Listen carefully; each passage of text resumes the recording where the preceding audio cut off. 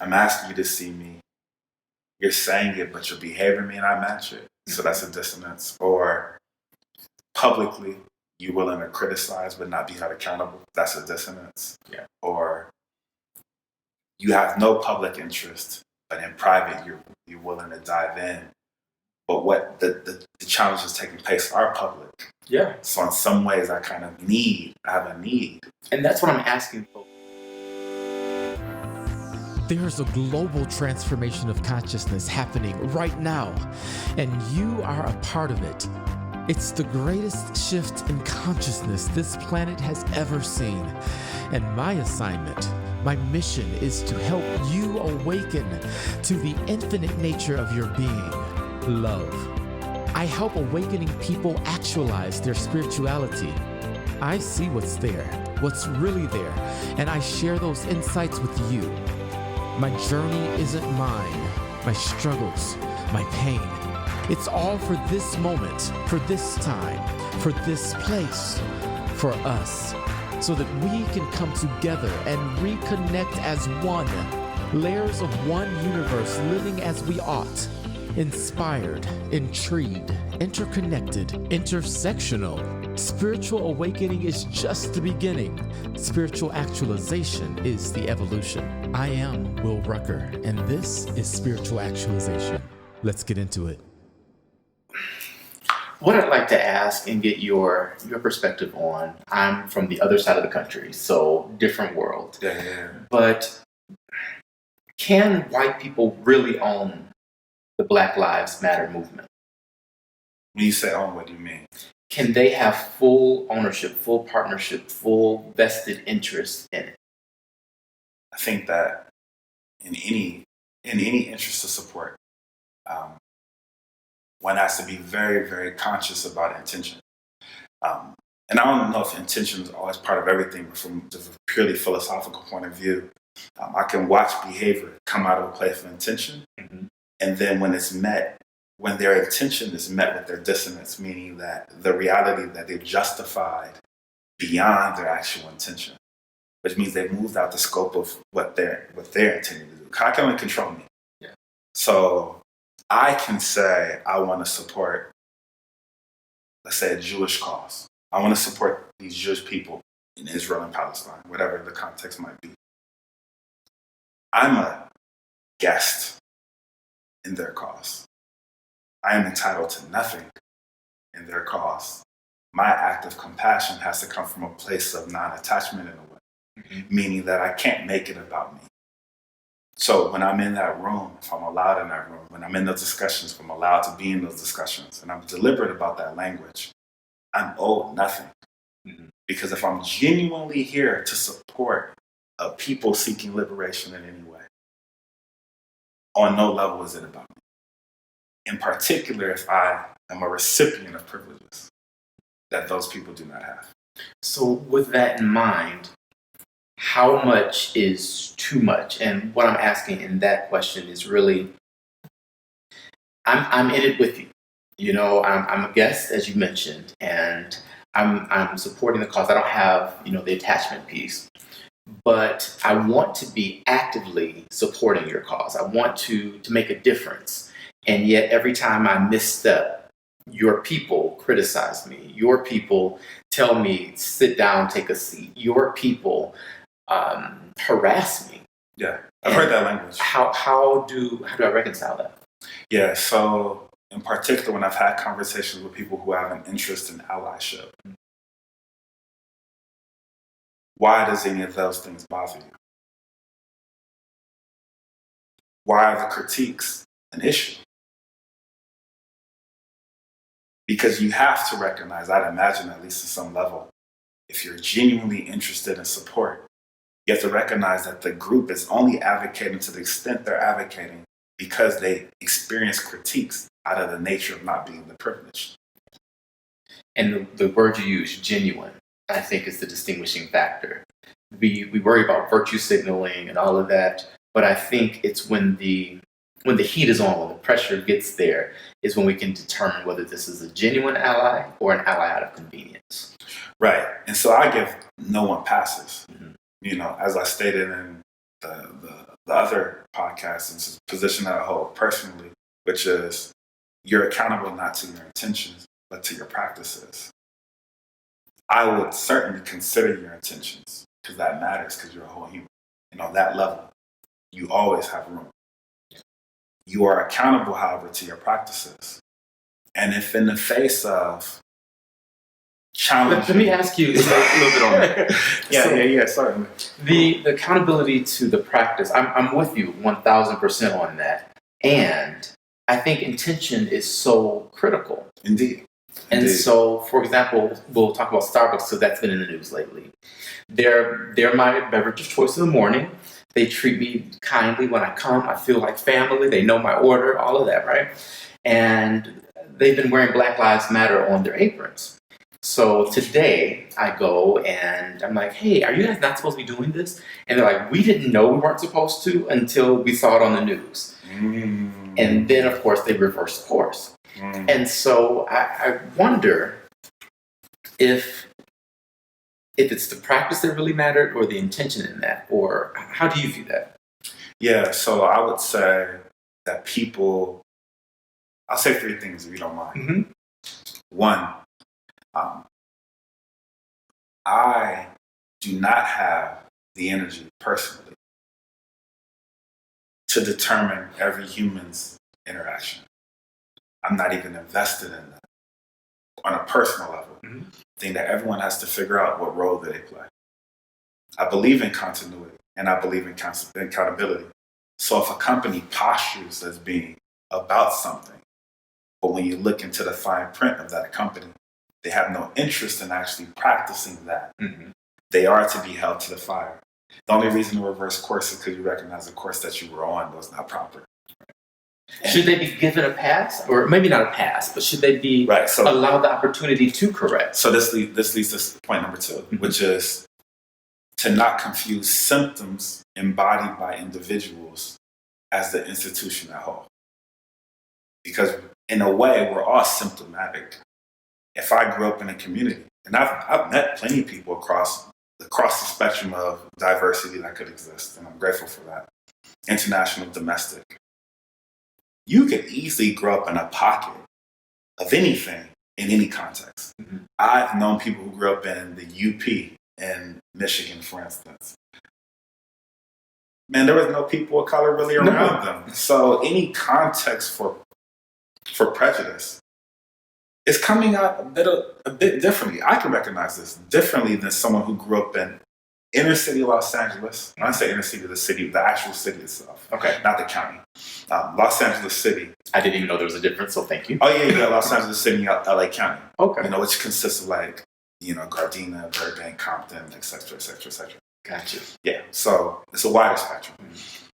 I can recognize that someone could grow up in LA City proper and someone who grows up outside of LA City proper and perhaps within their context are in bubbles. Someone who's in LA City proper, let me not confuse, if you grew up in Westwood, in a particular bubble of Westwood, you might not have ever experienced people of color, except when it was convenient to service. Right. In my neighborhood, it was all Black and Latinx. So I didn't have, in my community initially, a great deal of white people, Asian people that I experienced growing up. So I grew up in a bubble of sorts. I went to a magnet school, so I had the privilege to be around a whole great deal of spectrums. My boy Christopher Hickman and I talked about that today. Just like, man, we just have this privilege of being exposed to so much that's not common for most people. And so I don't get upset as someone who doesn't have an experience because I don't presuppose that my experience, I don't have the kind of ego that says my experience is supposed to be this. What I do say, however, is their behavior still has consequences.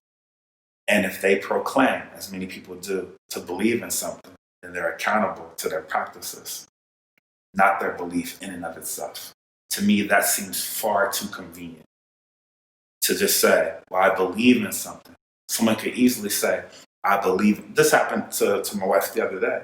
I believe in Jesus Christ, but the entire conversation is about judgment. But you yourself are not Jesus. So how can we even begin to posture in a position of judgment? Yeah. Especially when Jesus and Jesus himself, from a biblical Judeo-Christian perspective, never postured to judge.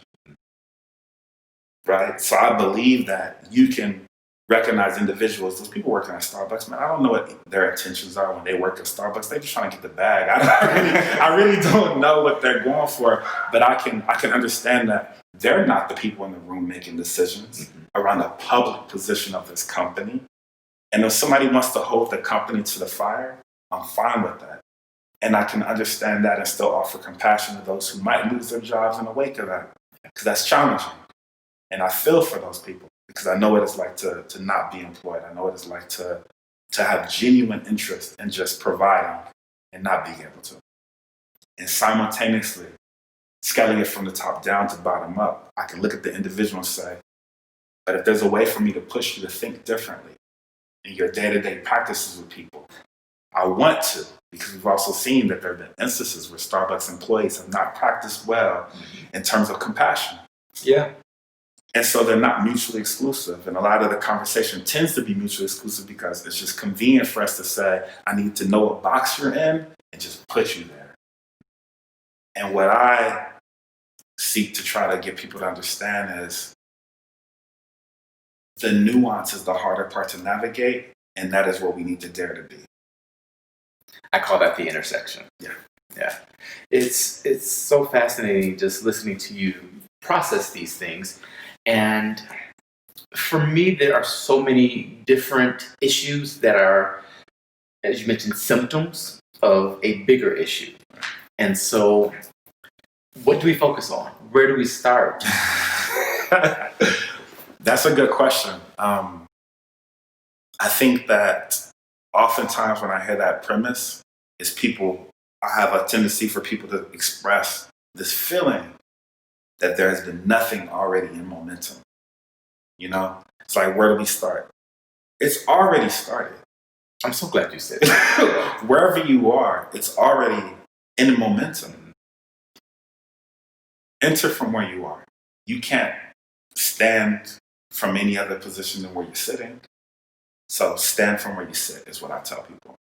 So if you are in a position, for instance, yourself with this particular podcast, this is a place for you to stand. You can say, well, I have this. I can embrace this in this particular way. But in your personal day-to-day life, you can never be ahead of where you are. Yeah.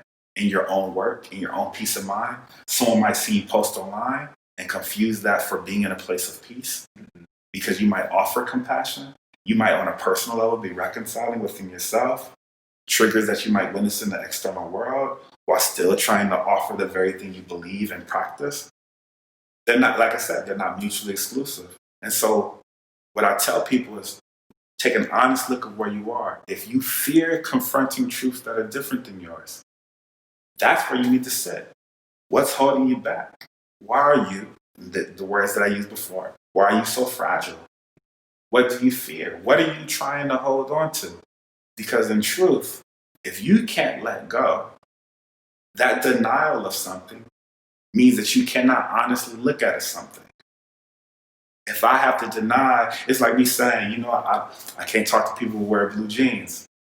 If I have to deny that part of you, I'm not interested in you. Yeah. Period. It's really just that plain in that way. But I can easily say, well, let me go to the outer skirmishes of my own thoughts and say, let me find some way where I can rationalize why you're okay. And then make you an exception to the rule. Because I'm still not confronting the truth that I have these rules, that I have these ideas. Right. And that's the fragility, you know? And the fragility exists across spectrums. I've been in spaces with academics who cannot consider things that are outside of their scope. I think that's a big point to hone in on. I want to play a clip from Today Over Tea. Yeah. And so it's you talking about compassion for the police officers in the George Floyd incident. Yeah. So let me play that really quick. I feel less rage and more sadness that this is still continuing to happen. I look at those officers and I think, like, man, what a loser. Like, what happened to you? Yeah. You know, like, what happened to you Yeah. that 4 of you weren't enough? Whew. How did it get to that point? The African American community is struggling in this moment with compassion. There are those within the community that feel as though we are always the ones that have to forgive. We're always the ones that have to go high when they go low. And a lot of people are tired of it. Indeed. Where do we go from here? I think that that's important energy. So when I say that that's important energy, what I mean is that nature, which has been around a lot longer than us, has discovered that tension plays its part. For any given plant, sun is a fundamental part of its growth, and water or rain is a fundamental part of its growth. On the surface, those two seem mutually exclusive, but it's those two things that allow the proper tension for it to grow the way it needs to. And I believe that in people as well, that there's a role to play for tension. You need people who are going to say, nah, nah, because there's a time and place. Very similar, from a Judeo-Christian biblical point of view. The example I referenced before was walking into the temple, flipping the tables. Well, there's a time and place for that. It's not a default position that should ever be practiced, but it's an important position to hold when operating from a place of principle. Big part. Not the default, right, but there's a place for it. Right. Love it. And I recognize, though, that people who experience trauma, to ask them to continue to carry the burden. When people posture and say they're interested in being part of the movement, it's challenging. It's hard for me to believe, at least. There's a convenience that comes from someone to say, I'm interested in doing the work, and I'm going to lean on you completely to do the work. So if you don't respond to my text, if you don't respond to my message, because you're my black friend. Right. I'll wait. That's a lot. I can understand someone. I'm grateful to have a relationship with a man in the city named Andreé Wade. He's a good great people. guy. Yeah. Incredible human. And in the world of the LGBTQ plus community, one of the things that he gave me insight on, which is it's exhausting. And he's a black man in particular, so it's exhausting having to constantly educate. It's necessary work. But I don't ask that everyone does it, because I understand that everyone has to honor where they are. I may not be in a place to offer you that. And if I offer it to you, the cost is so high because I incur the cost in general. Right. But there are some of us in any community who, for whatever reason, don't mind doing that work. They have to do the work. But it cuts both ways. The accountability cannot be exclusively nor predominantly on those who are the recipients of the bad end of systems. To me, that can't be an act of compassion when in light of those who have the opportunity to educate themselves to do that work. So how do people who are tired, who are traumatized, who want to perhaps see change, Right. but aren't in a space emotionally or mentally, financially to really participate in that change? What are some things that they can do to perhaps gird up their loins, for lack of a better term? That's a great reality. You know, what can they do to be able to enter into those places? Yeah, first honor that truth. Look, you can't. It's hard to ask people to look at truths and not confront our own.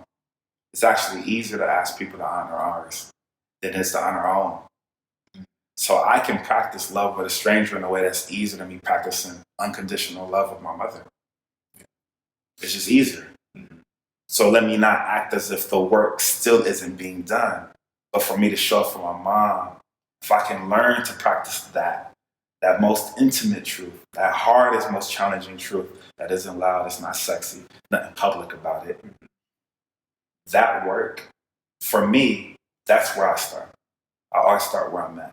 If I'm tired and I don't feel like actually communicating aloud, I don't. If I need to lean into writing, I lean. If I need to lean into dancing, I dance. There's just no, and unapologetic, because it's a revolutionary act to practice self-love unconditionally. You know, to have that sense of self, to practice that sort of grace. Because ultimately, if we're talking about systems at scale are just people at scale practicing them. So what is the greater revolutionary act on a personal level than to recognize where I'm at in the practice of liberation there? I think that point about systems is so vitally important because with the Bernie revolution, we're like, we're gonna change the system, we're gonna revolutionize everything, and then they're jerks. So, and I'm generalizing because I'm a Bernie bro. Yay, Bernie! But I'm an everybody bro. So I get you. Yeah, but starting with the self, I think it may be the harder task to rise up personally than to call others to rise up to a standard. And I think perhaps because we know our own story, we're able to perhaps excuse our missteps or our shortcomings in a way that we don't necessarily do for others. So going back to those officers, what was in their heart in that moment? What was going through their mind, or what wasn't, is the question I've been asking.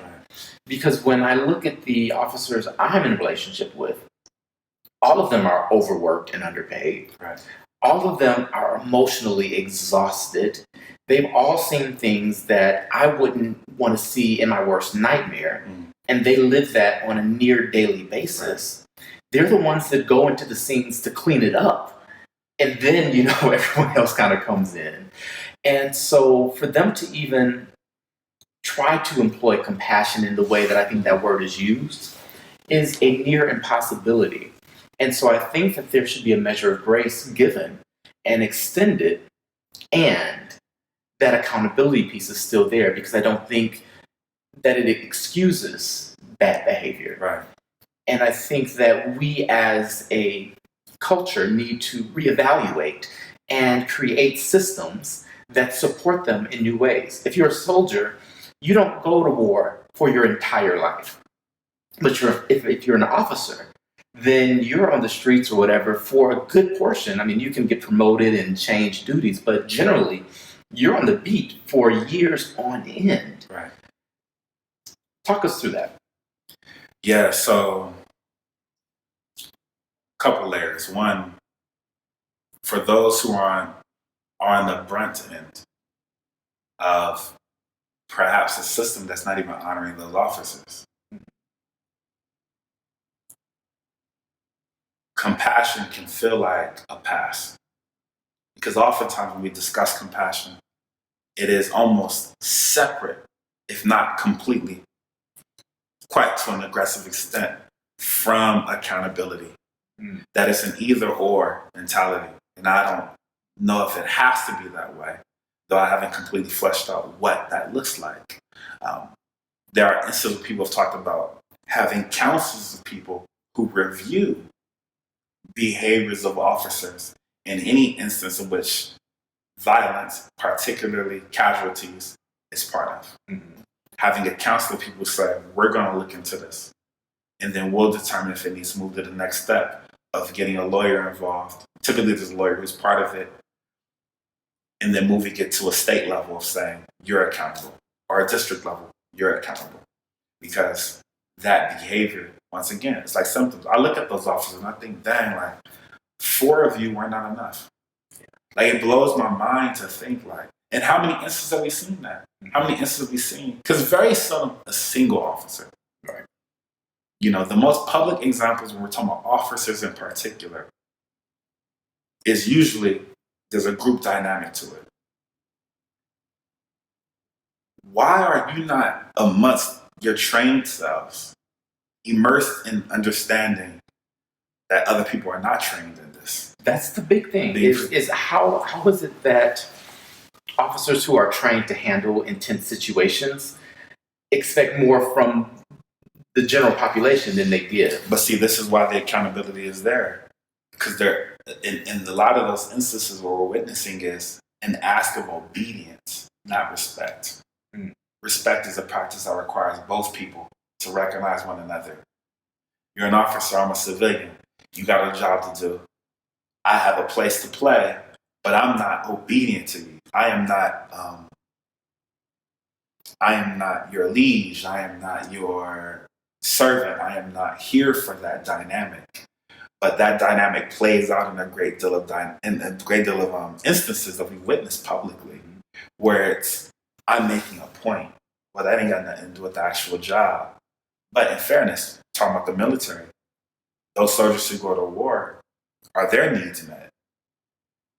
In a lot of instances, we say no. Right. You know, there's statistics that say every day a soldier commits suicide. Yeah. If that is indeed the case, what is happening to these soldiers? Where the reasonable response is, I will end my own life. Yeah. Which is something that I'm not going to go as far as say it's unnatural, but for most of us, this is all we've ever known. So the idea of not having it is literally a final space of refuge. Yeah. I mean, it's a place where hope no longer can reside, you know, or at minimum, or at best perhaps. I hope that when I no longer live, there's peace. What's happening to these what happened to the military personnel? Okay, well, that's military, like you said. They're not even experiencing that over the course of a lifetime, most of them. So then you take an officer, they 10 years in. What's become their norm? Have they no longer practiced what it means to see another human being? Even more so, was the culture even complementary to that intention from the very beginning? Officers have a tendency to practice at scale the no snitching policy in a way that other groups are made fun of for that practice, but really we've witnessed that scale take place across the country. That's challenging. Yeah. And it's hard to go to a group of people who are receiving that to then say, give them room. Because it can feel as if they've always had the room. Why is it that when I'm asking to be seen, the response is they need room? That's a challenging position to fill. You know, I really feel for that. Like, it's heavy. Yeah, it's heavy. And so my response oftentimes is, what is the intention? What are we seeking? It's challenging, but I dare not ask anybody to practice something I'm not willing to practice myself, personally. Right. But I recognize that there's a role for people to say, you don't get a pass.